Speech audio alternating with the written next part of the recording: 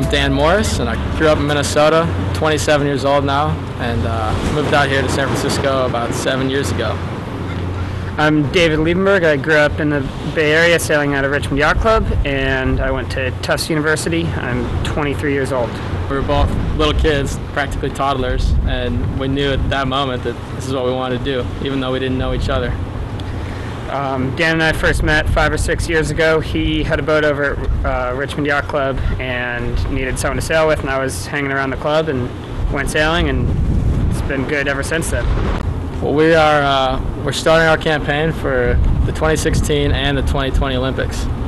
It's a full commitment at this stage. There's nothing else in our lives except for this campaign. Okay. We need about $300,000 to get to the Olympic trials 11 months from now. It's developing from a young team with promise into an experienced team that's going to get a medal. We are doing all of our fundraising ourselves. We have friends here and there giving us advice, but it comes down to us raising the money. There's just no substitute for training against the best in the world. That's who we're going to be competing against at the trials and at the Olympics. You get to learn about different boats' tendencies. On the starting line, there can be some wing locking up where a boat will come in and foul you, and the wings will lock up, and you sort of both get shot out the back. So even though they fouled you, you get an awful start. So you need to learn who's going to do that, who's going to come in and not wreck both of your starts and be a wrecking ball. Every day we spend on the water in Europe, we're going to be around those top guys, and we're going to be picking skills and tricks off from them and adding them to our toolbox and our skill set. And then when we come back here to North America, back to the States, and we train with the other teams from here, they'll be able to pick those off from us, and we'll be open and share them with them as well. That benefits each of those teams, and it benefits us to have better training partners back here where we live. It's definitely a hurdle, and we were very fortunate at the beginning to have some investors get behind us. And we went into the first 2 months of our campaign, had a good result in Miami, and we're hoping that with that result, we've shown that we have the potential to do this, to get a medal. And we're just hoping that the community can get behind that and buy into our goal and our mission of bringing a gold medal back to the United States. There's been one team pushing hard for 4 years, and then another team comes in and pushes hard for another 4 years, and there's very little carryover in knowledge from one campaign to the next. And they share that knowledge that they've learned over those 4 years with the other teams involved. And so it just continues. It's not individual 4-year campaigns. It's one ongoing effort to succeed at the Olympics. Perfect. The biggest sacrifice for me is giving up all the other sailing that I have. It's if you're going to do a campaign, if you're going to do something like this, you have to commit to it entirely, which means no transpac on the Wild Oats, no more sailing with Pyewacket. All these teams, all this sailing that has been my passion and a huge part of my life, I had to just put aside for the next 5 years.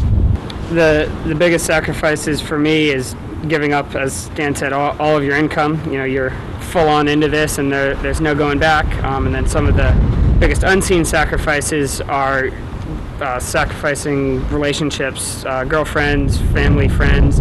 It's a Friday night and all your friends are going out and having a drink, and you need to go and write some important fundraising emails or go review some video from that day sailing. And you just slowly start to fade away from all your friends. I don't see the girlfriend thing as that much of a sacrifice, because I don't know a lot of girls that would want to date either of us anyway. The 49er is one of the most demanding boats physically and mentally, and it's the challenge that draws us to it. This is something I've dreamt about for 20 years since the boat was invented, and Dave's the same way. And it's always been a part of us, always been a goal since we were little. And now that we have an actual opportunity to do this and be successful, and we know we can be successful, it's like there's no way we can't do it. We have to do it. The sailing the 49er, everything's onto us. There's no boss telling us what to do. If we have a bad day on the water, we can point at each other, but we both made mistakes.